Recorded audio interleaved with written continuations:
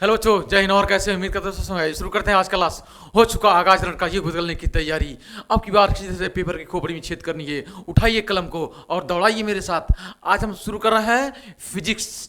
4 chapter हो चुके हैं केमिस्ट्री के। ठीक है, वन शॉट है, बेहतरीन है। 9 देखो तो जरूर देखिए। रिफ्लेक्शन और रिफ्रैक्शन, ठीक है, दोनों बात करेंगे हम।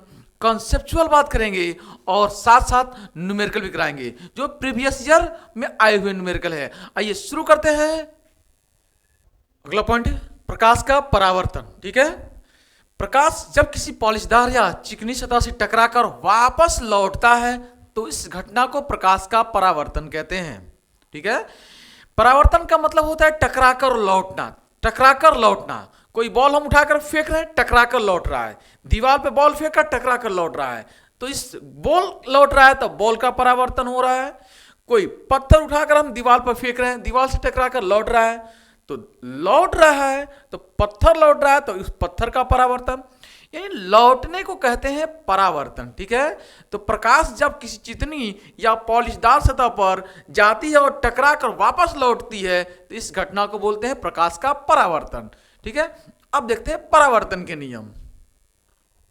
अगला है परावर्तन के नियम। परावर्तन के 2 नियम होते हैं। ठीक है, पहला नियम है आपतित किरण, आपतित किरण, परावर्तित किरण और अविलंब। ये है अविलंब। ठीक है, ये है अविलंब। तीनों आपतन बिंदु पर मिलते हैं, तीनों ही आपतन बिंदु पर होते हैं। ठीक है, आपतित किरण, परावर्तित किरण और आपतन बिंदु, और आपतन बिंदु अविलंब।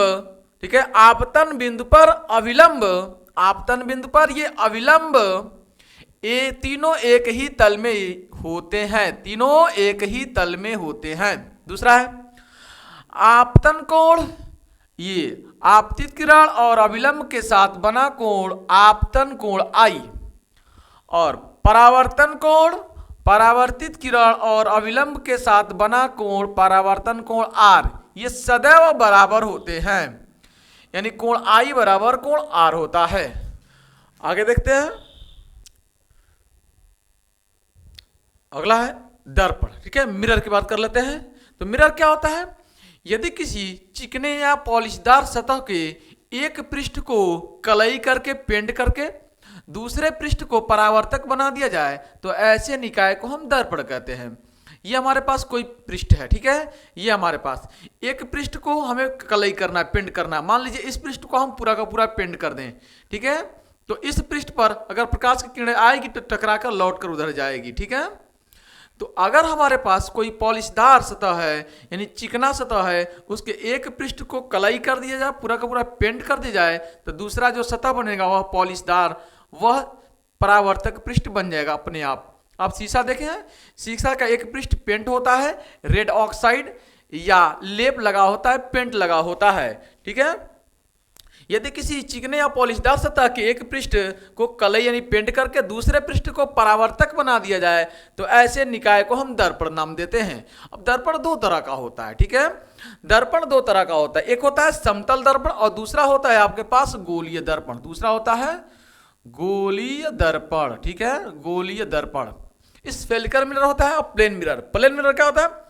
ऐसा दर्पण जिसका परावर्तक पृष्ठ समतल हो उसे कहते हैं समतल दर्पण। जैसे शीशा है, सामने आईना दिखता है आपको। ठीक है, एक पूरा का पूरा सामने का पेंट, एक पेंट किया होता है और दूसरा परावर्तक होता है। ठीक है, दूसरा परावर्तक होता है।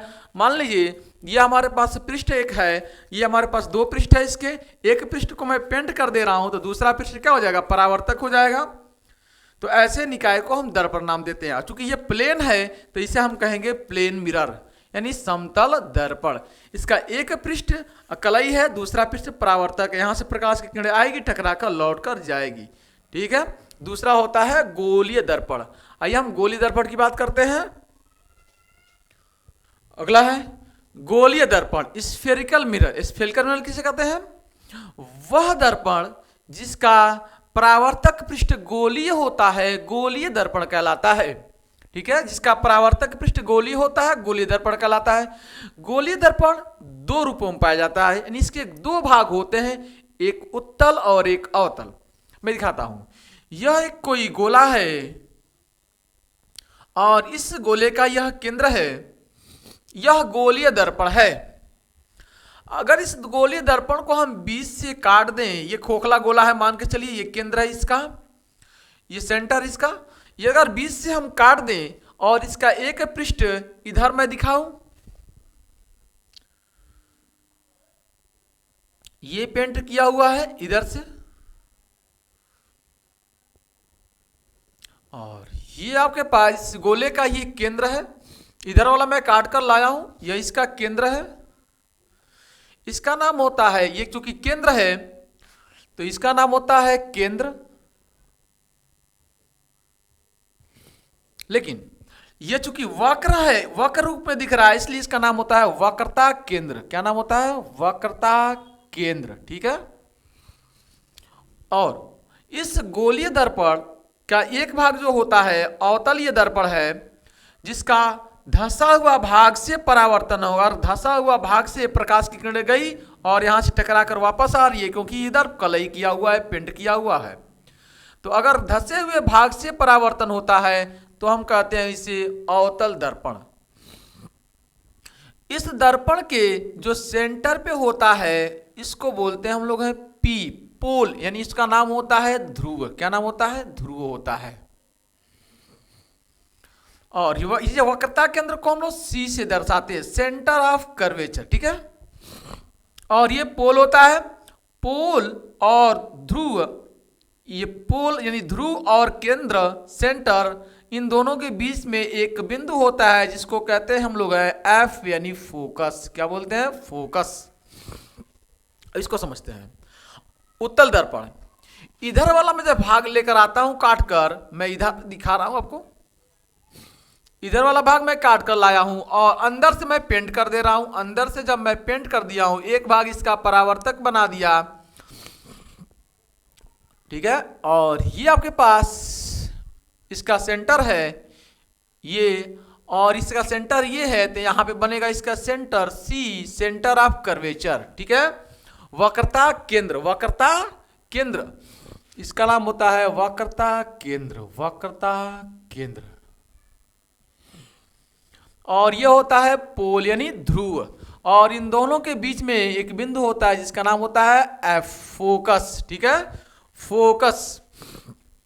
अब चूंकि आप जानते हैं कि गोले का केंद्र है तो इसकी त्रिज्या ये होती है आर, तो इसकी भी त्रिज्या यहां से होती है आर, यहां से त्रिज्या क्या हो जाएगी? इसकी आर हो जाएगी, ये इसकी त्रिज्या हो जाएगी आर, इसको ये त्रिज्या इसकी क्या हो जाएगी? आर हो जाएगी इसकी त्रिज्या। ठीक है, ये इसकी त्रिज्या हो जाएगी, जो भी दूरी नापेंगे हम पी से माप रहे हैं, ये हो जाएगी इसकी आर, और ये फोकस है, ये फोकस। ठीक है, इसकी बीच की दूरी होती है एफ। क्या होती है? एफ, स्मॉल एफ से दर्शाते हैं। इसकी बीच की दूरी को किससे दर्शाते हैं? स्मॉल एफ से दर्शाते हैं, स्मॉल एफ से दर्शाते हैं। ठीक है, फोकस दूरी कहते हैं। तो ध्रुव और वक्रता केंद्र के बीच की दूरी को वक्रता त्रिज्या कहते हैं, ध्रुव और वक्रता केंद्र के बीच की दूरी को वक्रता त्रिज्या कहते हैं, और ध्रुव और फोकस, ये एफ क्या? फोकस है, फोकस के बीच की दूरी को फोकस दूरी कहते हैं। ध्रुव और फोकस के बीच की दूरी को फोकस दूरी कहते हैं। ठीक है, अब हम लोग बात करेंगे आगे, अगला पॉइंट्स, अगला हम देख लेते हैं। तो गोलीय दर्पण द्वारा प्रतिबिंब बनने का नियम देखिए, ये आपके पास एक अवतल दर्पण है, ये क्या है? अवतल दर्पण है। 3 नियम है इसके, पहले पे बात कर लेते हैं हम। पहले ये अवतल दर्पण है, ये इसका P है ध्रुव, ये इसकी फोकस है जो दोनों के सेंटर पे है, और ये इसका C है, वक्रता केंद्र है। अगर कोई प्रकाश की किरण सीधे जाती है इसके मुख्य अक्ष, इसको बोलते हैं मुख्य अक्ष, मुख्य अक्ष के समांतर सीधे जाती है। अगर कोई प्रकाश की किरण मुख्य अक्ष के समांतर चलती है तो वह फोकस से होकर चली जाती है। ये पहला नियम, पहला नियम। दूसरा, यदि कोई प्रकाश की किरण फोकस से होकर दर्पण पर आपतित होती है। यहाँ पे सीधे दर्पण आपतित हो रही है, यहाँ पे मुख्य के समांतर कोई प्रकाश की किरण सीधे जा रही है दर्पण पर आपतित होकर फोकस से निकल रही है। यहाँ पे फोकस से होकर दर्पण पर जा रही है, तो दर्पण पर जैसे ही पड़ेगी वह मुख्य के समांतर हो जाएगी, बाहर निकल जाएगी ऐसे। ठीक है। और तीसरा, यदि कोई प्रकाश की किरण, यहाँ पे तीसरा नियम देख लीजिए, यदि कोई प्रकाश की किरण वक्रता केंद्र से होकर सीधे दर्पण पर जाती है तो वह टकराने के बाद पुनः उसी मार्ग में वापस लौट जाती है, पुनः उसी मार्ग में वापस लौट जाती है। 3 नियम। चौथा आप देख लीजिए, ये आपके पास उत्तल दर्पण है, ये मुख्य अक्ष है, ये इसका ध्रुव है P और ये C है वक्रता केंद्र, और दोनों के बीच में ये F है। यदि चौथा नियम में यदि कोई प्रकाश की किरण, ठीक है, ध्रुव पर जाती है सीधा, तो जितने अंश पर ये जाती है उतने ही अंश पर ये वापस लौट जाती है। यानी आपतित किरण और ये इसका परावर्तित किरण सदैव यहाँ पे बराबर रहता है। ठीक है। तो ये 4 नियम आपके पास हैं, 4 नियमों को ध्यान से रखना है। हम 2 किरणों को नियमों को मिलाकर एक प्रतिबिंब बनाएंगे, यानी जहां पर प्रकाश की किरणें टकराने के बाद, जहां पर टकराने के बाद, याद रखिएगा, टकराने के बाद लौट रही होती हैं और जहां पे मिलती हैं वहीं प्रतिबिंब बनता है। प्रकाश की किरणें टकराने के बाद जब लौटेंगी और जहां पे मिलेंगी वहीं उसका प्रतिबिंब बनेगा। अगर मिल रही हैं तो आभास प्रतिबिंब वास्तविक बन रहा है, वास्तव में मिलती हैं। अगर नहीं मिलेंगी तो हम कहेंगे आभासी प्रतिबिंब उसका बनाएंगे। आइए हम बात करते हैं इमेज के। इन नियमों को ध्यान में आपको रखना है, किसी 2 नियम को लेकर हम प्रतिबिंब बनाएंगे। ठीक है। आइए, दूसरा है, जब वस्तु अनंत और वक्रता केंद्र के बीच में स्थित हो। ये अनंत था हमारे पास, इनफाइनाइट इधर था, और वक्रता केंद्र है यहां पे कहीं स्थित, हम वस्तु को खड़ा कर दे यहां पर लाकर। ठीक है। तो यहां से इस मुख्य के समांतर चलने वाली प्रकाश की किरणें कहां से निकलेगी? फोकस से होकर जाएंगी। ठीक है, फोकस से होकर चली जाएंगी। दूसरी प्रकाश की किरण भेजिए आप, अगर दूसरी आप प्रकाश की किरण भेजते हैं, ठीक है, फोकस से होकर, तो ये कहां से निकलेगी? वक्रता सीधे मुख्य के समांतर हो जाती है, मुख्य के समांतर हो जाती है, मुख्य के समांतर हो जाएगी। और कहां मिल रही है? जहां पे ये परावर्तित किरणें, ये जहां पे ये परावर्तित किरणें मिलती है वहीं प्रतिबिंब बनाती है, तब प्रतिबिंब यहां बन रहा है। अगर इसको हम A कहें और इसको हम B कहें तो कहां पे मिल रहा है? यहां पे, तो इसे हम A' बोलेंगे, और ऊपर उठाएंगे तो इसे हम B' बोलेंगे। ठीक है। तो यहां पे ऊपर और यहां पे ये नीचे, इसका मतलब उल्टा बन रही है यहां पे भी। तो आप कहेंगे जब वस्तु अनंत और वक्रता केंद्र के बीच स्थित हो तो वस्तु का प्रतिबिंब फोकस और वक्रता केंद्र के बीच बनता है, वस्तु से छोटा बनता है, उल्टा बनता है, वस्तु से छोटा बनता है और उल्टा बनता है, और वास्तव में मिल रही है तो वास्तविक बनता है। आगे बात करते हैं।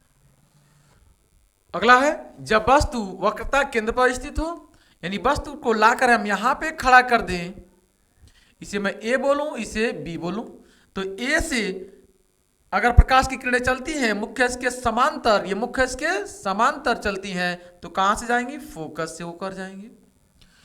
दूसरी प्रकाश की किरण अगर आप फोकस से होकर भेजते हैं, फोकस से होकर जाती है दर्पण पे, तो टकराने के बाद मुख्य के समांतर हो जाती है, और सीधा समांतर होगी तो सीधा ऐसे निकलेगी, ऐसे मुख्य के समांतर हो जाती है तो ये सीधे ऐसे निकलती है। ठीक है। और जहां पे ये प्रकाश की किरणें काटती हैं, दोनों परावर्तित किरणें जहां पे ये काटती हैं वहीं इसका प्रतिबिंब बनता है। तो A' और इसके ठीक नीचे बनता है ये B'। ठीक है। ये आपके पास A, ये ऊपर A है तो बन रहा है नीचे, यानी A' बन रहा है, यानी ठीक क्या बन रहा है? उल्टा बन रहा है। ठीक इसका उल्टा बन रहा है यहाँ पे प्रतिबिंब, और वस्तु के बराबर बन रहा है, उल्टा बन रहा है।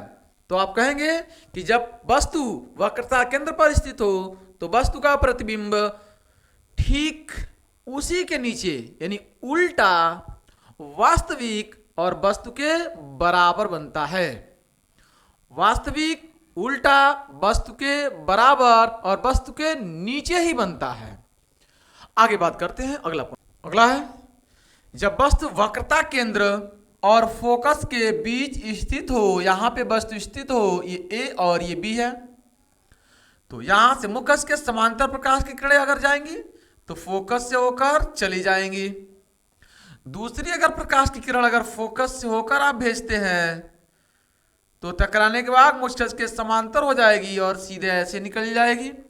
ये दोनों परावर्तित प्रकाश की किरणें जहां पे एक दूसरे को काटती हैं वही इनका प्रतिबिंब बनता है। तो यहाँ पे काट रही है तो प्रतिबिंब यहाँ पे बन रहा है ए डैश और ऊपर उठाएंगे तो ये बनेगा बी डैश। ठीक है, तो आप कहेंगे कि जब वस्तु वक्रता केंद्र और फोकस के बीच स्थित हो तो वस्तु का प्रतिबिंब वक्रता केंद्र से पीछे वास्तविक उल्टा और वस्तु से बड़ा बनता है। वास्तविक उल्टा और वस्तु से बड़ा बनता है। अगला पॉइंट है जब वस्तु फोकस पर स्थित हो, जब वस्तु कहां पे हो, एफ पर हो, फोकस पर हो, ये वस्तु का सिरा ए है और ये बी है पॉइंट।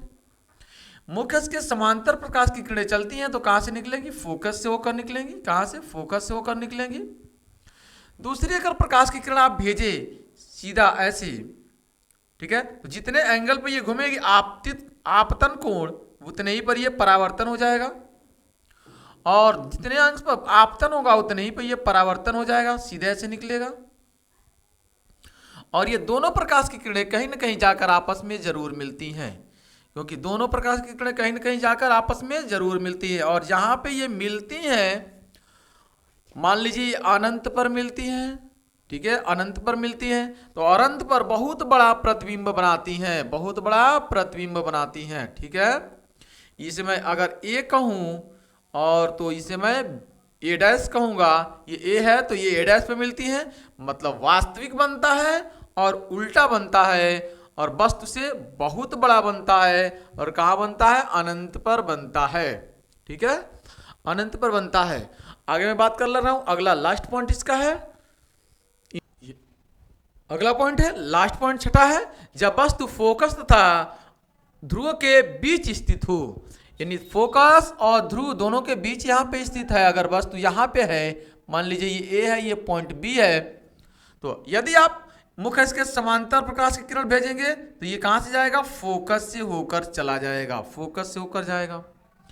यदि दूसरी आप प्रकाश की किरण भेजते हैं कहीं से भी, मान लीजिए यहीं से भेज रहे हैं, जितने एंगल पर ये जाएगा आपतन कोण ये उतने पर परावर्तित हो जाएगा, उतने ही एंगल पर ये परावर्तन भी होगा। ठीक है, तो ये दोनों किरण अगर आगे जाएंगी तो कहीं मिलेंगी नहीं, क्योंकि ये देखिए दूरी बढ़ती जा रही है, दोनों बीच की दूरी बढ़ती जा रही है तो कहीं मिलती नहीं है। तो ये वास्तविक प्रतिबिंब इसमें नहीं बनता है, याद रखना है।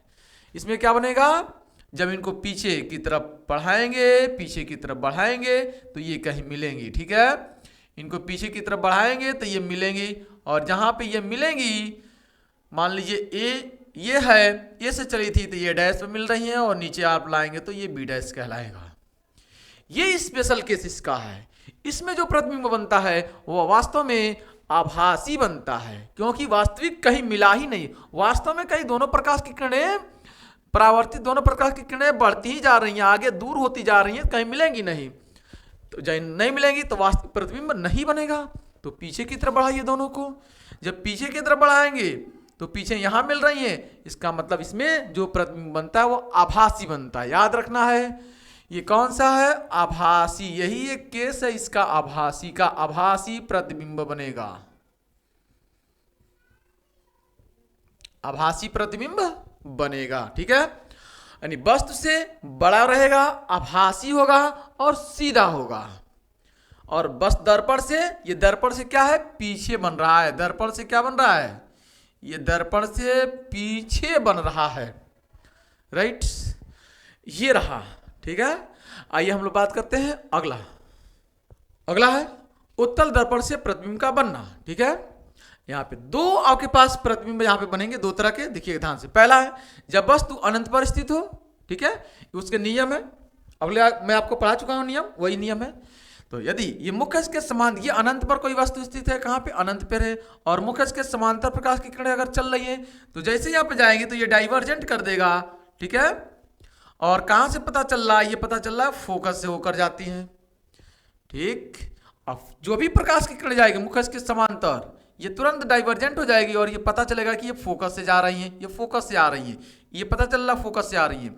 कोई भी प्रकाश की किरण मुख्य के समांतर आप भेजेंगे तो ये तुरंत यहाँ से डाइवर्जेंट हो जाएगी और पता चलेगा कि ये फोकस से जा रही है। इधर कोई भी आंख लगाकर आदमी देखेगा तो पता चलेगा कि ये फोकस से जा रही है। यानी इसका प्रतिबिंब कहाँ बनता है, वास्तव में कहीं बनता नहीं, ये प्रकाश की किरण इधर टकरा कर चली गई और ये टकरा कर इधर चली आई, इधर चली आई, ये इधर जा रही है, उधर जा रही है, ये इधर जा रही है, उधर जा रही है, कहाँ, ये इधर जा रही है, उधर जा रही है, कहाँ प्रतिबिंब बनेगा, ये इधर जा रही है, ये इधर जा रही है, प्रतिबिंब बनेगा नहीं वास्तव में। तो दोनों का वास्तव में यहां से आती हुई प्रतीत हो रही है, ये वास्तव में यहां से आती हुई जाती हुई प्रतीत हो रही है, तो कहा जाएगा कि ये फोकस पर बन रही है प्रतिबिंब, लेकिन आभासी प्रतीत हो रही है, वास्तव में कहीं मिल नहीं रही है, तो आभासी प्रतिबिंब बनता है। कहां बनता है, फोकस पर। वस्तु से छोटा आभासी प्रतिबिंब बनता है, फोकस बनता है और सीधा बनता है, ठीक है। अगला है जब वस्तु अनंत और दर्पण के ध्रुव के बीच स्थित हो, यानी अनंत ये है इनफाइनाइट और ये दर्पण का ध्रुव है, यहाँ पे कहीं वस्तु स्थित हो, मान लीजिए यहाँ पे है वस्तु स्थित, या ये है और ये भी है। यहाँ से अगर मुख्य के समांतर प्रकाश की किरणें चलेंगी तो तुरंत डाइवर्जेंट हो जाएगा और कहाँ से पता चलेगा, फोकस से जाती हो रही है, प्रतीत हो रहा है। यदि दूसरी प्रकाश की किरण कोई जाए, ठीक है, मान लीजिए सीधे जा रही है, वक्रता केंद्र की तरफ जाती हुई प्रतीत होती है, तो टकरा कर कहां लौटेगी, उसी मार्ग में वापस लौटती है, उसी मार्ग में वापस लौट जाती है, ठीक है। अब उसी मार्ग में जैसे गई वैसे ही वापस लौट गई। तो ये दोनों कहां मिल रही लौटते समय, दोनों लौटते समय कहां मिल रही हैं, यहां पे मिल रही हैं। तो यहां पर ये ए डैश बनेगा और नीचे उठाएंगे तो आप बी डैश बनेगा। यानी जब वस्तु अनंत और ध्रुव के बीच स्थित हो, अनंत और ध्रुव के बीच स्थित हो, वस्तु जब अनंत कहां पे हो, वस्तु अनंत और ध्रुव के बीच स्थित हो, तो वस्तु का प्रतिबिंब ध्रुव और फोकस के बीच बनता है, वस्तु से छोटा बनता है, वास्तविक बनता है, आभासी बनता है, वास्तव में नहीं मिल रहा है, आभासी बनता है, ठीक है। ये रहा पूरा का पूरा प्रतिबिंब का बनना, ठीक है। सवाल आपको यहां से देखने को मिलेंगे। आइए अगला देख लेते हैं। अगला है अवतल दर्पण का उपयोग और उत्तल दर्पण का उपयोग देख लेते हैं। इसका उपयोग कहाँ जाता था, दाढ़ी बनाने में किया जाता है उपयोग इसका, ठीक है। दांत, कान, नाक, गला, ये सब डॉक्टर इसका उपयोग करते हैं, यानी डॉक्टरी में यूज इसका किया जाता है, कि निरीक्षण करने में किया जाता है इसका उपयोग। टेबल लैंपों में के शेडों में भी इसका उपयोग किया जाता है। उत्तल दर्पण का उपयोग आप वाहनों के बगल में जो लगा होता है शीशा देखने के लिए, उसका उपयोग किया जाता है वहां पे। दूसरा है बाजारों में लगे हुए लैंपों में परावर्तक पृष्ठ के रूप में भी इसका उपयोग किया जाता है, ठीक है। आगे देखते हैं, अगला देख लेते हैं गोलीय दर्पण द्वारा परावर्तन के लिए चिन्ह परिपाती, ठीक है। परिपाती देख लेते हैं। ये हमारे पास कोई दर्पण है, ठीक है, मान लीजिए हमारे पास ये आपके पास अवतल दर्पण है, कोई भी दर्पण आप ले सकते हैं यहाँ पे। तो इस दर्पण की, ठीक है, ये मुख्य अक्ष हो गया। इस मुख्य अक्ष पर ऊपर की तरफ अगर हम जाएंगे, ऊपर की तरफ जाएंगे तो धनात्मक लेंगे हम, धनात्मक। नीचे की तरफ आएंगे तो हम ऋणात्मक लेंगे, क्या लेंगे, ऋणात्मक लेंगे, याद रखना आपको है। इस चिन्ह परिपाती में अगर मुख्य से ऊपर की तरफ जाएंगे धनात्मक, नीचे की तरफ आएंगे ऋणात्मक, ठीक है। और क्या करना है, देखिएगा इस मुख्य अक्ष पर ये बिंदु P है, जो भी दूरी मापेंगे हम P से मापेंगे। अब यहां से, ठीक है, अगर हमारे तरफ दो हाथ है, देखिएगा ये हमारे पास दाहिना है और ये हमारे पास बायां है, तो इधर हम हमेशा पॉजिटिव लेंगे, इधर जी भी दूरी रहेगी, इधर जितनी भी दूरियां मापेंगे हम सबके सब पॉजिटिव लेंगे, ठीक है। और जिधर से वस्तु आती है, जिधर से दर्पण पर पड़ती है, वस्तु दूरी हमेशा निगेटिव लेंगे, इधर की दूरियां निगेटिव, ये हमारा बाएं हाथ की तरफ निगेटिव और इधर की तरफ पॉजिटिव, ठीक है। तो ये दूरियां हमारा निगेटिव हो जाएगी आपके पास, ये दूरियां निगेटिव रहेगी, ठीक, ये दूरी पॉजिटिव और ये दूरी निगेटिव रहेगी, सही है। आगे हम बात करते हैं, अगला दर्पण सूत्र, ठीक है। ये हमारे पास कोई दर्पण है, मान लीजिए कौन सा दर्पण है, अवतल दर्पण है, इधर पेंट कर दिए, ये इसका मुख्य अक्ष है और ये ध्रुव है P और यह वक्रता केंद्र C है और ये F है, ठीक है। अब मान लीजिए वस्तु यहां पे कहीं रखा हुआ है, यहां पे वस्तु रखा हुआ है A, ठीक है, और वही बिंदु B है, यहां से मुख्य अक्ष के समांतर चल रही प्रकाश की किरण कहां से जाएगी, फोकस से होकर, सही है। अगर दूसरी प्रकाश की किरण हम कहीं से भेजें, मान लीजिए यहां से भेजते हैं वक्रता केंद्र से होकर सीधा, वक्रता केंद्र से होकर सीधा भेजते हैं, तो लौटेगी अगर ये तो वापस इसी मार्ग में लौट जाएगी, वापस इसी मार्ग में लौटेगी। जब लौट रही है तो यहाँ मिल रही है तो प्रतिबिंब यहाँ ए डैश बनाएगी और ऊपर उठाएंगे तो बी डैश बनेगा, तो ये प्रतिबिंब हो गया।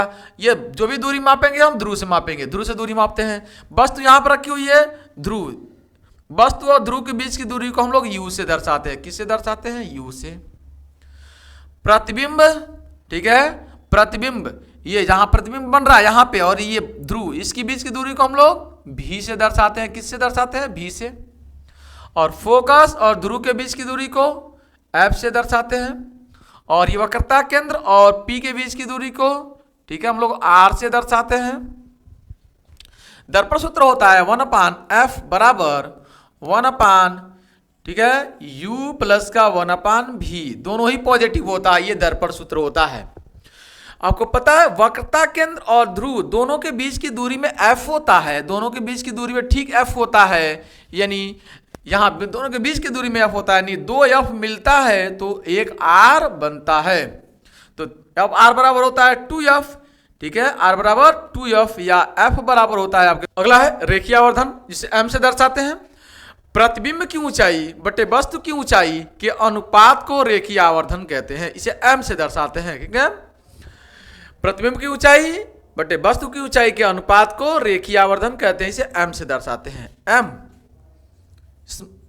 ठीक है, बराबर होता है प्रतिबिंब की ऊंचाई को अगर hi में मान लूं, इमेज, h मतलब हाइट, i मतलब इमेज, बटे वस्तु की ऊंचाई को ho, h मतलब हाइट, o मतलब ऑब्जेक्ट मतलब वस्तु की ऊंचाई, इनके अनुपात को बोलते हैं रेखीय आवर्धन। एक और फॉर्मूला होता है, ये वस्तु की दूरी को हम लोग u से दर्शाते हैं, ठीक है, प्रतिबिंब की दूरी को v से और फोकस दूरी को f से दर्शाते हैं, पता है आपको, अभी बताया है। और ये hi और ho, इनमें संबंध क्या होता है, m बराबर होता है आपके पास, ठीक है, hi अपान में ho बराबर में होता है माइनस का v अपान u, इसको अभी आपको याद रखना है, ठीक है। आगे हम बात करते हैं, सीधा कुछ क्वेश्चन लेंगे आपके सामने, ठीक है, आगे हम बात करेंगे क्वेश्चन। अगला क्वेश्चन है, एक उत्तल दर्पण की फोकस दूरी 10 सेंटीमीटर है, इसकी वक्रता त्रिज्या ज्ञात कीजिए। तो उत्तल दर्पण की फोकस दूरी दिया है, यानी f की वैल्यू दिया है आपके पास 10 सेंटीमीटर। आपसे r पूछा है, वक्रता त्रिज्या पूछ रखा है, तो r बराबर होता है कितना, 2f, ठीक है। तो r बराबर हो जाएगा 2 गुणे में 10 सेंटीमीटर, यानी ये हो जाएगा कितना, ठीक है, r की वैल्यू 20 सेंटीमीटर, कितना हो जाएगा, 20 सेंटीमीटर। अगला क्वेश्चन है, एक अवतल दर्पण की वक्रता त्रिज्या 10 सेंटीमीटर है, ठीक है, 20 सेंटीमीटर वक्रता त्रिज्या, यानी r की वैल्यू कितनी है, 20 सेंटीमीटर, ठीक है।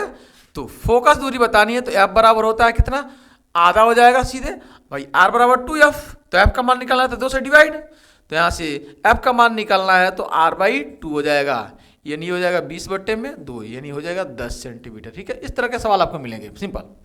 आगे हम सवाल की बात करते हैं। अगला क्वेश्चन है, कह रहा है 20 सेंटीमीटर फोकस दूरी के अवतल दर्पण के सामने, अवतल दर्पण के सामने एक वस्तु 10-30 सेंटीमीटर दूरी पर रखी है। ये देखिए अवतल दर्पण ये है, इस अवतल दर्पण के, ये अवतल दर्पण आपके सामने है, इस अवतल दर्पण पर ये मुख्य अक्ष है, यहाँ पे P है, ठीक है, और यहाँ पे आपके पास मान लीजिए C है, यहाँ पे आपके पास मान लीजिए F है। तो 20 सेंटीमीटर दूरी फोकस दूरी है, फोकस दूरी कितनी है इसकी है 20 सेंटीमीटर, ये कितनी है 20 सेंटीमीटर आपके पास है, 20 सेंटीमीटर ये दूरी, ये 20 है। F की वैल्यू कितनी है 20, F की वैल्यू कितनी है 20 सेंटीमीटर, ठीक है भाई, ये दर्पण है, इसके इधर पॉजिटिव इधर निगेटिव, तो ये इधर निगेटिव रहेगा और इधर पॉजिटिव रहेगा। ठीक है, तो इधर 20 इधर तो क्या रहेगा, माइनस रहेगा 20। आगे, अवतल दर्पण के सामने एक वस्तु 30 सेंटीमीटर दूरी पर रखी है, तो एक वस्तु कहाँ रखी है, 30 सेंटीमीटर दूरी पर। मान लीजिए यहाँ पर कहीं रखी है वस्तु, यहाँ पे कहीं रखी है, कितनी दूरी यहाँ से, 30 सेंटीमीटर दूरी पर रखी है, तो ये भी इधर ही है, तो ये भी क्या हो जाएगा, निगेटिव। यू बराबर क्या हो जाएगा, माइनस का 30 सेंटीमीटर।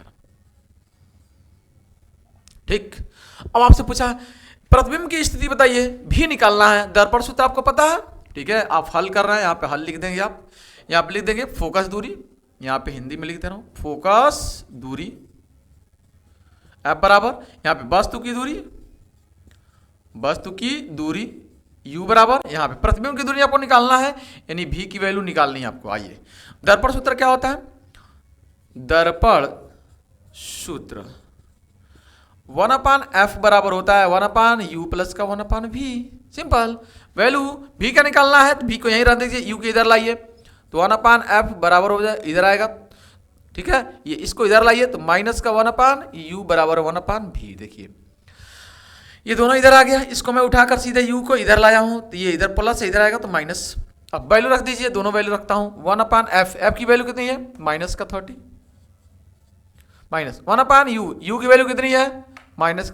ठीक है, f की वैल्यू कितनी है, 20 है, सॉरी बहुत पिटाई, 20। ठीक है, और u की वैल्यू कितनी है, माइनस का 30 है, माइनस का 30 बराबर का 1/v।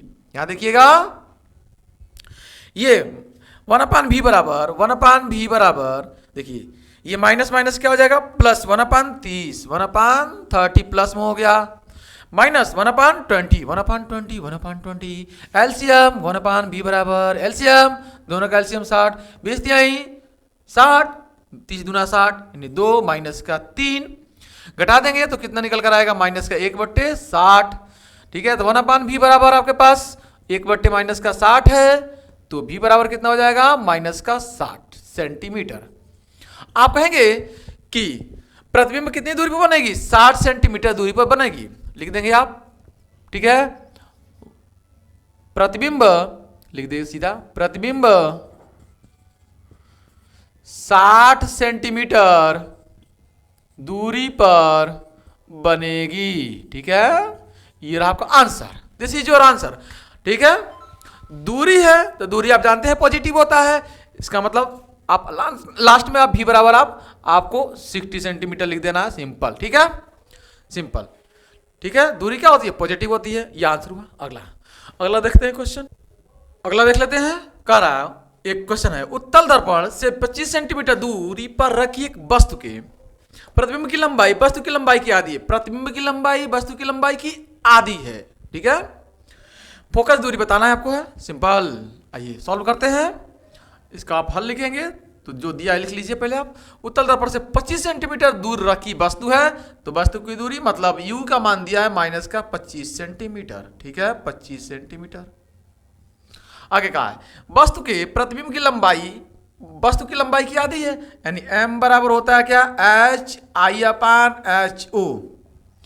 तो वस्तु की लंबाई की आधी है प्रतिबिंब की लंबाई, वस्तु की लंबाई अगर 10 तो प्रतिबिंब आधी 5, वस्तु 2 तो प्रतिबिंब 1। ठीक है, तो अगर यहां पे वस्तु 2 है तो प्रतिबिंब 1 हो जाएगा, वस्तु 20 सेंटीमीटर तो प्रतिबिंब 10 सेंटीमीटर। ठीक है, तो 20 10 2 तो 1, जितना भी रहेगा नीचे वाला उसका आधा ऊपर वाला रहेगा। अब यहां पे आगे दिया है फोकस दूरी बतानी है आपको, है तो यहां से अभी m बराबर आप जानते हैं HI/HO होता है, बराबर माइनस का V/U भी होता है फॉर्मूला। तो HI/HO बराबर 1/2, यानी m बराबर 1/2, तो इसके जगह पर रखिए आप 1/2 बराबर में माइनस का V/U। ठीक है, u की वैल्यू कितनी है, माइनस का 25। ठीक है, तो यहां से माइनस माइनस प्लस हो जाएगा, तो 1/2 बराबर में V/25। ठीक है, तो 25 क्रॉस मल्टीप्लाई तो 25/2 बराबर में V, तो V की वैल्यू कितनी आ गई, 25/2। फोकस दूरी निकालनी है तो दर्पण फॉर्मूला वन अपान एफ बराबर वन अपान यू प्लस का वन अपान भी। वन अपान एफ फोकस दूरी निकालनी है तो दोनों वैल्यू रख दीजिए। बी की यू की वैल्यू भी की वैल्यू यहाँ पे है, यू की वैल्यू यहाँ पे है। यू कितनी है -25, वन अपान माइनस का 25 प्लस भी कितनी है 25/2, तो ये हो जाएगा 25/2। ये 2 पलट कर ऊपर जाएगा तो वन अपान एफ बराबर हो जाएगा, माइनस ऊपर जाएगा तो माइनस का 1/25 और 2 पलट कर ऊपर जाएगा तो प्लस का 2/25। आधार सेम है तो ये हो जाएगा 25 में से 2 में से 1 जाएगा तो 1 पलट दीजिए। वन अपान एफ बराबर कितना है 1/25 है तो एफ बराबर कितना आ गया 25 सेंटीमीटर। तो फोकस दूरी कितनी हो गई है 25 सेंटीमीटर। दीजिए जरा आंसर, राइट। आइए अगला देख लेते हैं। अब अगला हम थ्योरी पे बात कर लेते हैं, ठीक है। आगे लेंस किसे कहते हैं, तो लेंस एक ऐसा पारदर्शी माध्यम होता है जो 2 गोलीय पृष्ठों से घिरा होता है। जैसे में ये आपके पास एक गोला है जिसका केंद्र है आपके पास C1 सेंटर, ये दूसरा आपके पास गोला है, ठीक है, जिसका केंद्र आपके पास है सेंटर C2। ये दोनों, ये आपके पास एक पृष्ठ है, ये एक पृष्ठ, एक 2 गोलीय पृष्ठ है, ठीक है। ये आप ऐसे बनाए, ये आपके पास एक गोला है और ये आपके पास एक गोला है। ये गोले का केंद्र आपके पास ये है C1 और ये आपके पास C2 है और इससे ये बना हुआ देखिए ये गिरा हुआ जो केंद्र है, ये आपके पास गिरा हुआ जो है, इसे कहते हैं हम लोग लेंस। इसको हम बाहर निकाल कर ऐसे बनाते हैं, ठीक है। इसे बाहर निकाल कर हम ऐसे बनाते हैं लेंस। इसे हम बाहर निकाल कर कुछ ऐसे बनाते हैं लेंस, ठीक है। इसे हम कहते हैं उत्तल लेंस और इसे हम कहते हैं अवतल लेंस। तो उत्तल लेंस किसे कहते हैं और अवतल लेंस किसे कहते हैं, तो उत्तल लेंस ऐसा लेंस जो बीच में मोटा होता है और किनारों पर पतला होता है। बीच में मोटा होता है और किनारों पर पतला होता है, ठीक है, इसे हम कहते हैं उत्तल लेंस।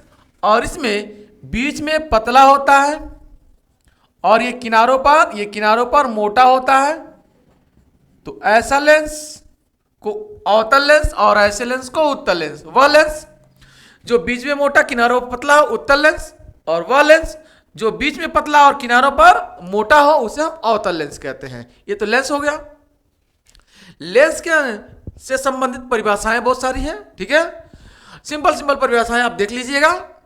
ये आपके पास दोनों केंद्रों को जो मिलाने वाली जो रेखा होती है इसे हम कहते हैं मुख्य अक्ष, ठीक है, और इसे कहते हैं मुख्य अक्ष, यानी इसे हम कहते हैं मुख्य अक्ष, यानी इसे हम कहते हैं, इस लेंस को बाहर निकालते हैं,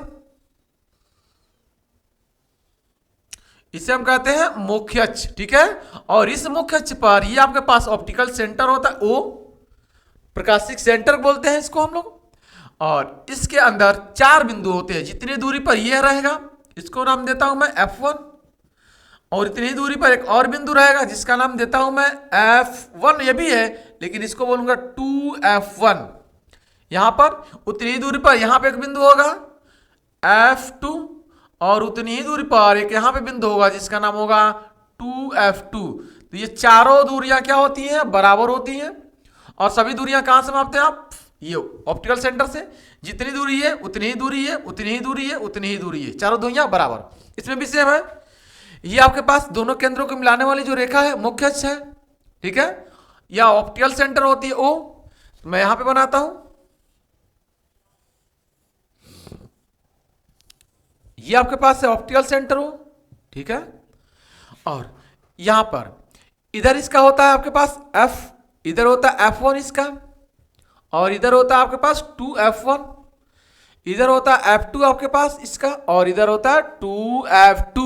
बोलो भाई समझ में आ गया, समझ में आ गया। ये आपके पास है सभी दूरियां, ठीक। ये जो लेंस होता है, जो भी प्रकाश की किरणें निकलती हैं सामने सामने, जो भी मुख्य अक्ष के समांतर प्रकाश की किरणें निकलती हैं, ठीक है, तो ये लेंस जो होता है वह कन्वर्जेंट करता है, यानी सबको एक जगह इकट्ठा कर देता है, सबको एक जगह इकट्ठा कर देता है। ठीक है, ये लेंस जो होता है वह डाइवर्जेंट करता है, जो भी प्रकाश की किरणें जाती हैं ये ऐसे निकल जाती हैं, जो भी प्रकाश की किरण जाती है मुख्य के समांतर ये ऐसे निकल जाती है, जो भी प्रकाश की किरण जाएगी वैसे निकल जाएगी, जो भी प्रकाश की किरण जाएगी सीधा ऐसे निकल जाएगी। इनको बढ़ाएंगे आप तो ये F2 पर मिलेगा, इनको आप पीछे बढ़ाएंगे तो F2 पर मिलेगा। ठीक है, तो ये डाइवर्जेंट होता है, ये कन्वर्जेंट होता है। ठीक है, ये होता है अभिसारी प्रकृति का, बोलते हैं क्या, अभिसारी, इसको बोलते हैं अभिसारी लेंस इस आधार पे। ठीक है, सारी की सारी किरणें एक जगह इकट्ठी हो जाए तो अभिसारी, और होता है इसे बोलते हैं अपसारी। अपसारी, सारी की सारी किरणें अप कर देती है, बाहर निकाल देती है, सारी की सारी किरणें क्या होती है, बाहर निकाल देती है। ठीक है, बात समझ में आ गई है। आगे हम बात करते हैं, आइए देख लेते हैं नियम।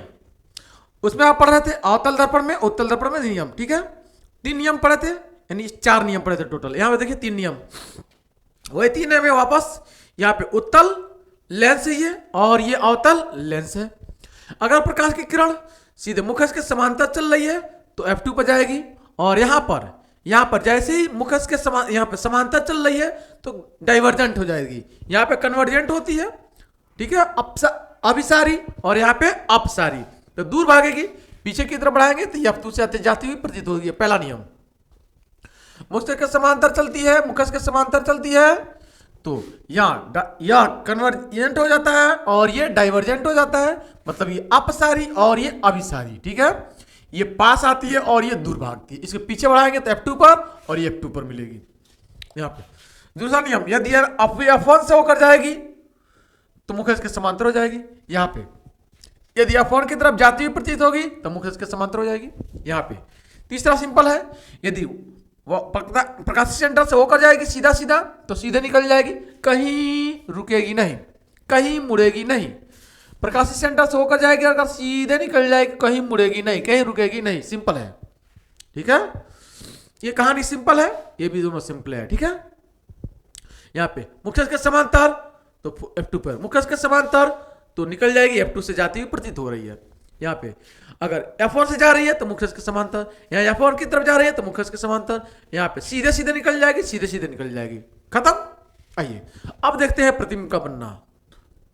अगला है उत्तल लेंस। ठीक है, उत्तल लेंस में जब वस्तु अनंत पर स्थित रहे, जब वस्तु कहां पे हो, अनंत पे हो, तो वस्तु उसके मुख्य के समांतर चलने वाली प्रकाश की किरणें, ठीक है, मुख्य के समांतर चलने वाली प्रकाश की किरणें कहां से जाएंगी, तो फोकस से F2 पर जाएंगी। कहां मिलेगी, सब के सब F2 पर मिलेगी, तो इसका प्रतिबिंब कहां बनेगा, F2 पर बनेगा। ठीक है, प्रतिबिंब कहां बनेगा, F2 पर बनेगा। तो जब वस्तु अनंत पर स्थित हो तो प्रतिबिंब कहां बनेगा, F2 पर बनेगा। ठीक है, और सबके सब वास्तव में मिल रही है तो वास्तविक बनेगा। ठीक है, वास्तविक बनेगा, अनंत बहुत बड़ा है और वस्तु का प्रतिबिंब बहुत छोटा बन रहा है, F2 पर बन रहा है। अगला देखते हैं, अगला देख लेते हैं, जब वस्तु अनंत और 2F1 के बीच स्थित हो, ये अनंत और 2F1 के बीच स्थित हो यहाँ पे, तो मुख्य के समांतर चलिए प्रकाश की किरणें कहां से जाएगी, F2 से। ठीक है, दूसरी किरण भेजिए, आप कहां से भेजेंगे, ऑप्टिकल सेंटर से भेजिए, सीधे चली जाएगी। ठीक है, आइए ऑप्टिकल सेंटर से भेजेंगे आप तो सीधे चली जाएगी। ठीक है, अब ये दोनों प्रकाश की किरणें कहां मिल रही है, यहाँ पे मिल रही है, तो इनका प्रतिबिंब कहां बनेगा, यहाँ बनेगा। ठीक है, ऊपर की तरफ बढ़ाइए यहाँ पे।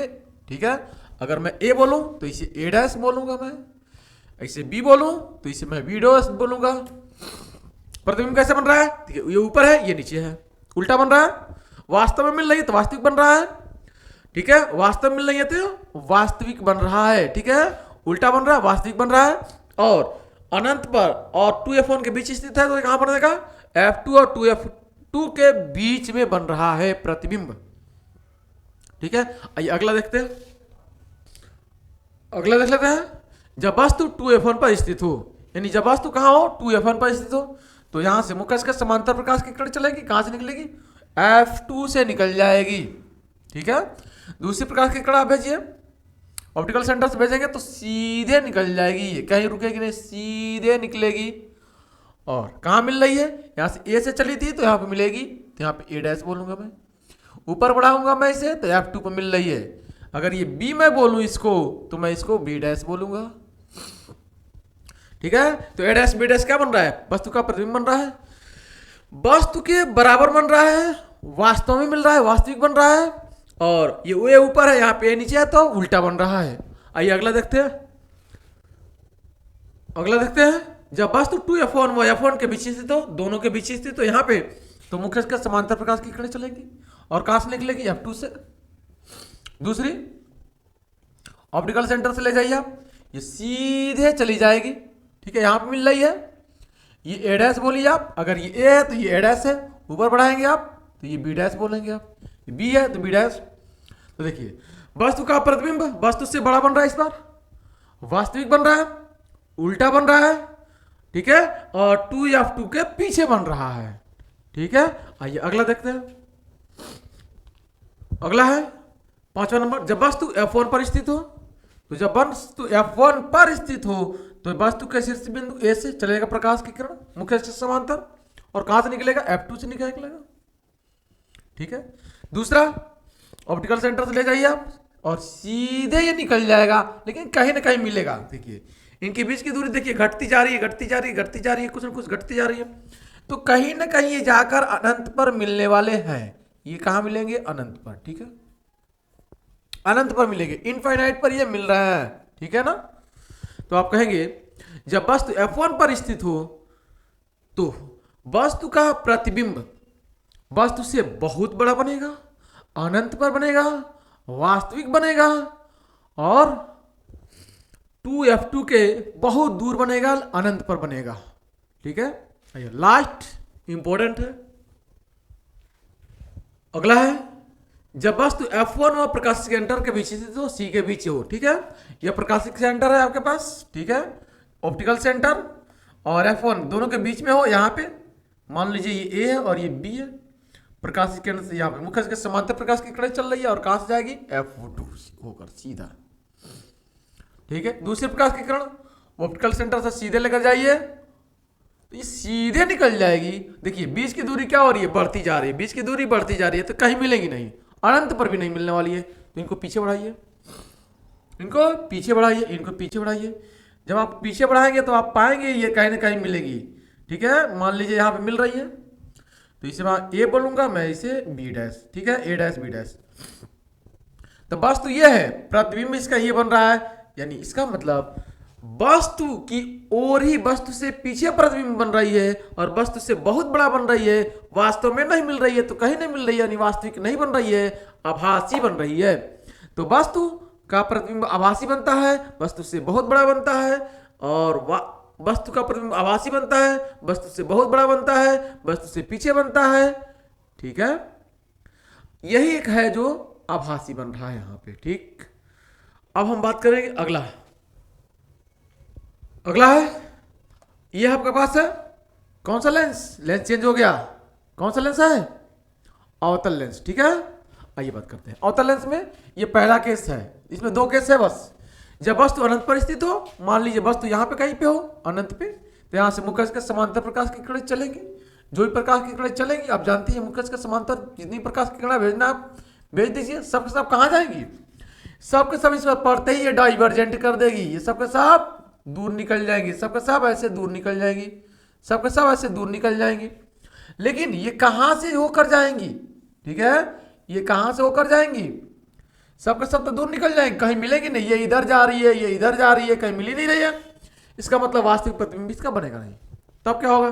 पीछे बढ़ाइए, पीछे बढ़ाइए, पीछे बढ़ाइए, पीछे बढ़ाइए, कहाँ पे मिल रही है? f2 पे। तो प्रतिबिंब कहाँ बनेगा? f2 पे। कैसा? आभासी। वस्तु बहुत बड़ा है, वस्तु से छोटा, f2 पे बनेगा इसका प्रतिबिंब।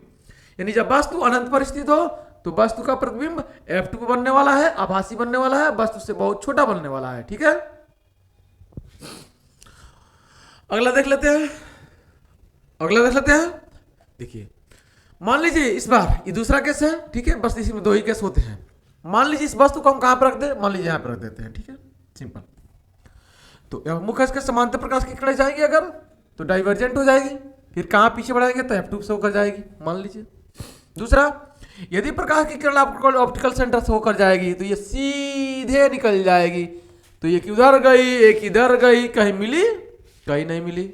एक उधर गई एक इधर गई, कहीं नहीं मिली। जब कहीं नहीं मिलती है पीछे बढ़ाइए, इनको पीछे बढ़ाएंगे, यहाँ पे मिल रही है, इनको पीछे, ये वापस पीछे बढ़ाएंगे तो यहाँ पे मिल रही है।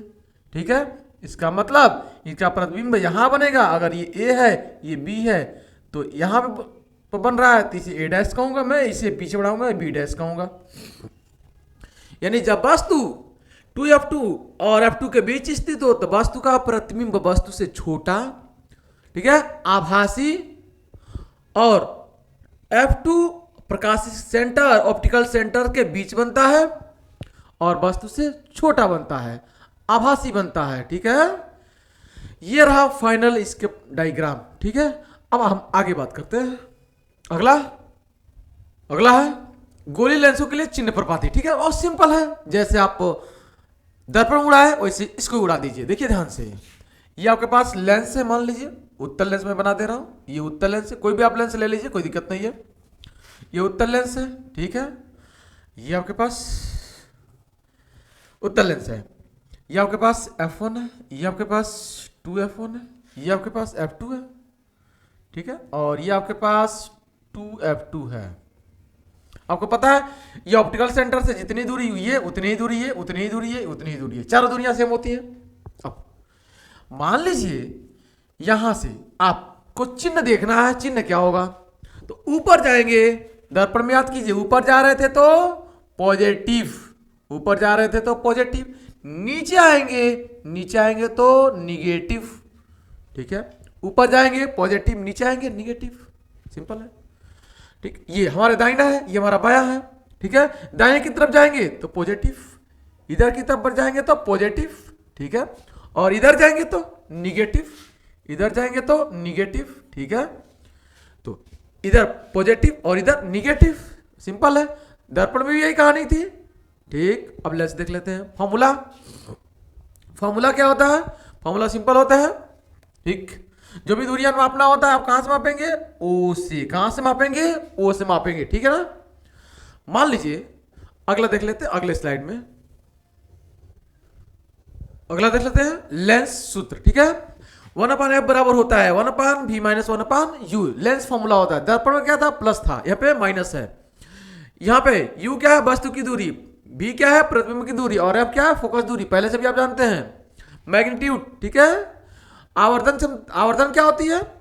तो HI/HO, ये पहले से आप जानते हैं। प्रतिबिंब की ऊंचाई, ठीक है, और वस्तु की ऊंचाई के अनुपात को रेखीय आवर्धन कहते हैं, और इसका भी फॉर्मूला आप पहले से जानते हैं। ठीक है, m बराबर HI/HO बराबर v/u। ठीक, आइए हम आगे बात करते हैं। अगला है लेंस की क्षमता। ठीक है, लेंस की क्षमता किसे कहते हैं? तो लेंस द्वारा प्रकाश की किरणों को फैलाने और इकट्ठा करने की क्षमता को, सामर्थ्य को लेंस की क्षमता कहते हैं।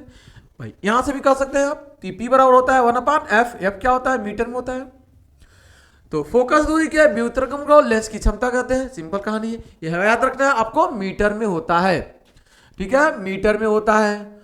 अगर एक से ज्यादा क्षमता है आपको निकालना हो तो कुल क्षमता P बराबर होता है आपके पास P1 plus P2 plus P3। इस तरह से आप प्लस का डॉट डॉट डॉट आप निकाल सकते हैं। ठीक है, लेंस की क्षमता, ठीक है, का योग। समझ में आ गया? आइए अगला देखते हैं। अगला देख लेते हैं लेंसों का उपयोग। पहला है उत्तल लेंस का उपयोग घड़ी के छोटे छोटे पुर्जों को देखने के लिए किया जाता है। दूसरा पॉइंट है डॉक्टर आंख और कान में जो छोटे पार्ट्स हैं उनको देखने के लिए उत्तल लेंस का उपयोग करते हैं। तीसरा पॉइंट, भाई मनुष्य के अंदर आंखों में कुछ दोष उत्पन्न हो जाता है, उस दोष को निवारण करने के लिए, ठीक करने के लिए उचित अवतल या उत्तल लेंस के उपयोग करते हैं हम लोग। ठीक, अगला पॉइंट्स, अगला क्वेश्चन है एक अवतल लेंस की फोकस दूरी 30 सेंटीमीटर है। लेंस के सामने 15 सेंटीमीटर दूर रखी वस्तु के प्रतिबिंब की स्थिति पता करनी आपको है। आइए सॉल्व करते हैं। फोकस दूरी दे रखा है आपके पास f की वैल्यू, ठीक है, फोकस दूरी दे रखा है f बराबर दे रखा है आपके पास 30 सेंटीमीटर। लेंस के सामने 15 सेंटीमीटर दूरी वस्तु रखी हुई है, यू का मान दिया है वस्तु की दूरी।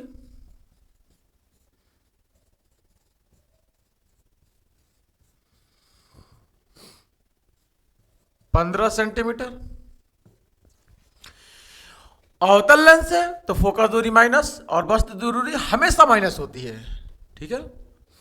प्रतिबिंब निकालना है। लेंस फॉर्मूला होता है 1/f बराबर 1/v माइनस 1/u। निकालना हमें क्या है, v। u की अथॉरिटी इधर लाइए तो 1/f प्लस का 1/u बराबर है 1/v। वैल्यू रखिए 1/f कितना है 30 माइनस का 30, 1/u कितना है माइनस का 15। आइए 1/v बराबर दोनों का एलसीएम 30 हो जाएगा, माइनस 30 से डिवाइड करेंगे तो माइनस का 1 आएगा, प्लस माइनस 15 से डिवाइड करेंगे तो माइनस का 2 आएगा, ठीक है। दोनों को जोड़ेंगे तो 1/v बराबर आएगा माइनस का 3 अपान में 30, पलट जाएगा तो v बराबर हो जाएगा माइनस का 30/3, तो v की वैल्यू आएगी माइनस का 10 सेंटीमीटर, ठीक है, माइनस का 10 सेंटीमीटर। तो प्रतिबिंब की स्थिति कितनी है, 10 सेंटीमीटर दूरी पर प्रतिबिंब बनेगी। आइए अगला देखते हैं, है ना। कह रहा है एक उत्तल लेंस से 15 सेंटीमीटर दूर रखी वस्तु का 2 गुना बड़ा वास्तविक प्रतिबिंब बनता है। वास्तविक मतलब उल्टा। लेंस की फोकस दूरी ज्ञात कीजिए। आइए सॉल्व करते हैं। क्या लेंस की से 15 सेंटीमीटर दूर रखी वस्तु, यानी वस्तु की दूरी कितनी है, u की दूरी, u बराबर है 15 सेंटीमीटर, ठीक है। वस्तु की दूरी हमेशा माइनस में। अब कहा कि 2 गुना बड़ा वास्तविक प्रतिबिंब बनता है, यानी m बराबर होता है माइनस का v/u, ठीक। तो m की वैल्यू कितना दिया, 2 गुना दिया है, तो यहां पे हो जाएगा 2 बराबर है माइनस का v/u की वैल्यू है माइनस का 15, माइनस माइनस प्लस और 15 दुना 30, तो v की मान हो जाएगा 30, ये हो जाएगा 30 सेंटीमीटर। अब फोकस दूरी चाहिए तो 1/f बराबर होता है 1/v माइनस का 1/u। 1/v कितना है 30, 1/u, u कितना है माइनस का 15, तो एलसीएम हो जाएगा आपके पास कितना 30, और 30 से करना 30, माइनस माइनस प्लस और 15 दुना 30, 2 1 3, 3/30, ठीक है। 1/f बराबर, तो f बराबर कितना आ जाएगा, पलट जाएगा 30/3, यानी f की वैल्यू आ जाएगी 10 सेंटीमीटर। कितना आएगा 10 सेंटीमीटर। फोकस दूरी कितनी आ गई 10 सेंटीमीटर। आइए अगला सवाल लेते हैं। अगला क्वेश्चन है लेंस की क्षमता -5 डायोप्टर है, डी का मतलब डायोप्टर, लेंस की क्षमता का मात्रक डायोप्टर होता है डी। इसकी फोकस दूरी कितनी है तथा लेंस किस प्रकार का है ये आपको बताना है। आइए सॉल्व करते हैं। तो P की वैल्यू दिया है, लेंस की क्षमता P बराबर पावर बराबर दिया है माइनस का 5d, डी का मतलब डायोप्टर। फोकस दूरी P बराबर होता है 1/f और ये होता है मीटर में। तो P बराबर होता है तो F बराबर कितना हो जाएगा, F यहाँ पे P यहाँ पे ट्रांसफर हो जाएगा तो F बराबर हो जाएगा 1/P, और तो F बराबर कितना हो जाएगा 1/P की वैल्यू माइनस का 5। अब 5 से भाग करेंगे तो आएगा माइनस का 0.5 दुना 10 यानी 2 मीटर। अब ये माइनस आ गया, फोकस दूरी कितना आया -0.2 मीटर, माइनस में आ गया। इसका मतलब लेंस कैसा होगा, अवतल होगा। लेंस की प्रकृति ठीक है अवतल होगी, ठीक है। लेंस अवतल होगा, लेंस क्या होगा अवतल होगा, यानी लेंस की प्रकृति अवतल होगी, ठीक है। अगर प्लस आया होता तो आंसर क्या होता उत्तल, ठीक है। दोनों बातें याद रखना, ठीक है। उत्तल और अवतल, अवतल मतलब माइनस है डायोप्टर, फोकस दूरी माइनस है, इसका मतलब अवतल है। अगर प्लस है तो उत्तल। आगे बात कर लेते हैं, अगला देखते हैं प्रकाश का अपवर्तन। ठीक है, जब प्रकाश की किरणें एक माध्यम से दूसरे माध्यम में जाती हैं, जब प्रकाश की किरणें एक माध्यम से दूसरे माध्यम में जाती हैं तो अपने मार्ग से विचलित हो जाती हैं, अपने मार्ग से को बदल देती हैं, कुल मिलाकर रास्ता भूलकर मुड़ जाती हैं दूसरी तरफ। ठीक है, प्रकाश की इस घटना को प्रकाश का अपवर्तन कहते हैं। अपवर्तन मतलब भूलकर दूसरी तरफ मुड़ जाना। ठीक है, और परावर्तन मतलब टकराकर वापस लौट जाना। ठीक है, तो अपवर्तन कहते हैं। ये आपके पास दो माध्यम हमारे हैं, एक पहला माध्यम, ये दूसरा माध्यम है, ये अविलंब है। अगर कोई प्रकाश की किरण ये आ रही है तो यह कहलाएगी आपतित किरण। ठीक है, आपतित किरण ये है। अगर एक माध्यम से दूसरे माध्यम में जाएगी तो ये सीधे नहीं जाएगी, ये सीधे नहीं जाएगी, या तो अविलंब से दूर हटेगी या अविलंब की ओर झुकेगी। दो कंडीशन है, अविलंब की ओर झुकेगी या अविलंब से दूर हटेगी। अब कब अविलंब की ओर झुकती है, कब अविलंब से दूर हटती है, इसको ध्यान से देखना आपको है। दो माध्यम होता है, एक होता है सघन और एक होता है विरल। ठीक है, एक होता है सघन, एक होता है विरल। अब अगर मैं मान लेता हूं इस माध्यम को विरल, इस माध्यम को मैं विरल कह दूं और इस माध्यम को मैं सघन कह दूं, तो जब विरल माध्यम से सघन माध्यम में जाएगी तो अविलंब की ओर झुक जाती है। सघन माध्यम, विरल माध्यम, दो माध्यम होते हैं, एक दूसरे के रिस्पेक्ट में चलते हैं। जिसमें कणों की संख्या ज्यादा है वह सघन है, जिसमें कणों की संख्या कम है वह विरल है। तो विरल मतलब यहां पे वायु, वायु में गैस, गैस में कण दूर दूर होते हैं। सघन, सघन मतलब जल, जल में कण पास पास होंगे। ठीक है, ठोसों में कण और पास पास होंगे, जल में उससे दूर दूर होंगे, गैस में उससे भी दूर दूर होंगे। तो वायु और जल, वायु में दूर दूर होते हैं, जल में और पास पास होंगे। तो वायु से जल में, वायु क्या है, विरल, क्योंकि कण दूर दूर है, किसकी अपेक्षा, जल की अपेक्षा। तो जब विरल माध्यम से सघन माध्यम में प्रकाश की किरणें जाती हैं तो अविलंब की ओर झुकती हैं। अब यदि यही कंडीशन, ये दो माध्यम है, अगर यहां पे जल हो जाए और यहां पे वायु हो जाए, ठीक है, तो अगर यहां से प्रकाश की किरणें आए तो ये अविलंब है आपके पास। ठीक, अगर कोई प्रकाश की किरण आ रही है और अगर जल से वायु में जा रही है, जल क्या है, सघन है, जल क्या है, सघन माध्यम होता है, और वायु क्या है, विरल माध्यम होता है, विरल माध्यम होता है।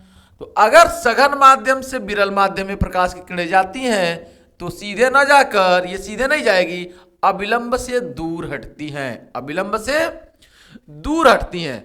अब ऐसा क्यों होता है, जब एक माध्यम से प्रकाश की किरणें दूसरे माध्यम में जाती हैं तो अपने रास्ता को क्यों बदल देती हैं, क्योंकि माध्यम के जो कण होते हैं उनसे प्रकाश की किरणें टकराती हैं। ठीक है, ठीक है, प्रकाश की किरणें टकराती हैं और यानी इनका अपवर्तनांक अलग अलग होता है, हम कह सकते हैं। या कारण क्या है, क्यों बदल देती हैं, चालें क्यों बदलती हैं, क्योंकि इनका अपवर्तनांक अलग अलग होता है। देखिए ना, प्रकाश में चाल खूब स्पीड से चल रही होती है, अभी पानी में जाएगी, पानी में धीरे हो जाएगी। ठीक है, सबसे तेज कहां चलती है, वैक्यूम में, निर्वात में सबसे तेज चलती है, बहुत तेज चलती है। जबकि प्रकाश जल में जाएगी, धीमा हो जाएगी, वायु में उससे तेज चलेगी थोड़ा, कांच में जाएगी और धीमा हो जाएगी, क्योंकि कण और पास पास उसमें होते हैं। तो इस तरह से प्रकाश अपने अपवर्तनांक, प्रकाश का अलग अलग अपवर्तनांक होता है, जिसके कारण उसकी चालें अलग अलग माध्यमों में अलग अलग होती है, इसका यह कारण होता है। अब हम बात करते हैं अपवर्तनांक की। ठीक है, इससे पहले कि अपवर्तन के दो नियम, ठीक है, दोनों नियम हम देख लेते हैं। आइए देखते हैं अपवर्तन के नियम, लॉ ऑफ रिफ्रैक्शन, ठीक है। पहला नियम इसका क्या है, आपतित किरण, अपवर्तित किरण तथा आपतन बिंदु पर अविलंब तीनों एक ही तल में होते हैं। ये आपके पास कोई तल है, ये आपके पास अविलंब है, ये आपतित किरण है आपके पास, और ये अपवर्तित किरण है। ये क्या है, आपतित किरण है,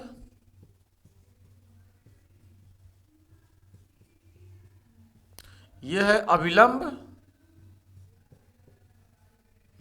और ये है अपवर्तित किरण, अपवर्तित किरण,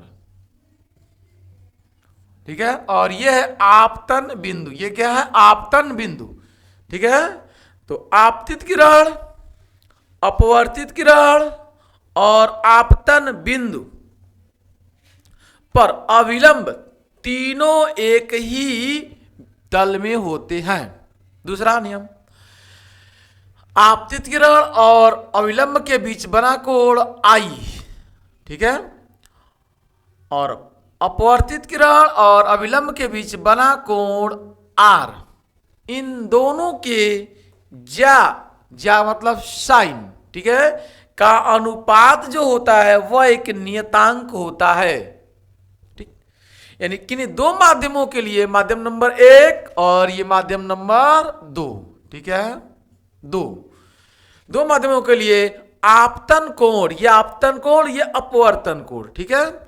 आपतन कोण की ज्या तथा अपवर्तन कोण की ज्या का मतलब साइन, यानी साइन I और अपान साइन R का अनुपात एक नियतांक होता है, जिसे हम स्नेल का नियम भी कहते हैं, जिसे स्नेल का नियम कहते हैं। इसे हम क्या कहते हैं, स्नेल का नियम कहते हैं, ठीक है, इसे स्नेल का नियम कहते हैं।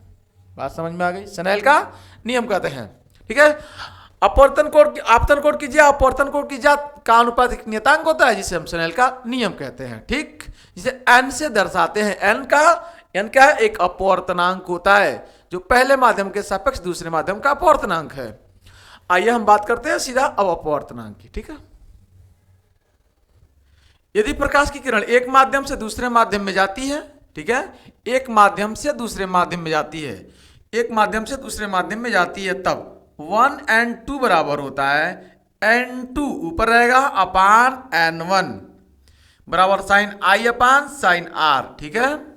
अब यदि प्रथम माध्यम निर्वात या वायु मान ले जाए, पहला माध्यम निर्वात या वायु मान ले जाए, तो दूसरा जो माध्यम होगा, दूसरे माध्यम का जो अपवर्तनांक होगा वह निर्वात के सापेक्ष माना जाएगा, और इसे हम कहते हैं माध्यम का निरपेक्ष अपवर्तनांक, ठीक है। आइए एक सवाल लेते हैं इस पर हम सीधा, जल का वायु के सापेक्ष अपवर्तनांक दिया हुआ है A4/3, ठीक है। देखिए जल का वायु के सापेक्ष, तो यानी n जो होगा वह वायु के सापेक्ष, यानी जल का वायु, यानी जल का वायु के सापेक्ष, ऐसे लिखेंगे, जल का वायु के सापेक्ष अपवर्तनांक दिया है 4/3। एवं एक अन्य पदार्थ वायु के सापेक्ष अपवर्तनांक, ठीक है, तो n एक अन्य पदार्थ है, मान लीजिए S है, वायु के सापेक्ष अपवर्तनांक इसका दे रखा है 5/2। पूछा है जल का उस ठोस पदार्थ के सापेक्ष अपवर्तनांक क्या होगा, यानी n जो पूछा है, ठीक है, जल का, ठीक, जल का उस ठोस पदार्थ के सापेक्ष अपवर्तनांक क्या होगा, तो ये हो जाएगा ANW अपान में ANS, यानी ये आपके पास 4/3/5/2 है। ये 2 पलट कर ऊपर जाएगा, तो 4 दूना 8 और 5 तिहाई 15, तो 8/15 इस सवाल का आंसर बनेगा, ठीक है। आगे अगला देख लेते हैं, अपवर्तनांक का प्रकाश की चाल से संबंध क्या होता है, ठीक। तो किसी माध्यम में अपवर्तनांक, ठीक है, किसी भी माध्यम में अपवर्तनांक जो होता है, वायु या निर्वात में जो प्रकाश की चाल होती है वह उस माध्यम में प्रकाश की चाल के अनुपात के बराबर होता है, ठीक है। निर्वात या वायु में प्रकाश की चाल और उस माध्यम में प्रकाश की चाल की जो अनुपात होता है उसे कहते हैं उस माध्यम का अपवर्तनांक। ठीक है, यानी m बराबर होता है c/v। ये क्या है? निर्वात या वायु में प्रकाश की चाल। ये क्या है? उस माध्यम में प्रकाश की चाल। ठीक है, उस माध्यम में प्रकाश की चाल, इसको Vm लिख सकते हैं हम। और ये क्या है? उस माध्यम का अपवर्तनांक है। ठीक है, अपवर्तनांक जितना ही ज्यादा होगा उस माध्यम उस माध्यम में चाल उतना ही कम होगी। ठीक है, उस माध्यम में चाल उतनी ही कम होगी। अपवर्तनांक ज्यादा होगा तो माध्यम में चाल कम होगी। ठीक है, इसको आपको याद रखना है, बहुत सिंपल है। लास्ट लाइन में लिख रहा हूं, देखिए N1 बराबर होता है N2 अपान में N1 और ये V1 अपान में V2। ठीक है, इस बात को आपको ध्यान रखना है। तो आज के लिए इतना। Thanks for watching this video. जय हिंद, जय भारत, बाय बाय।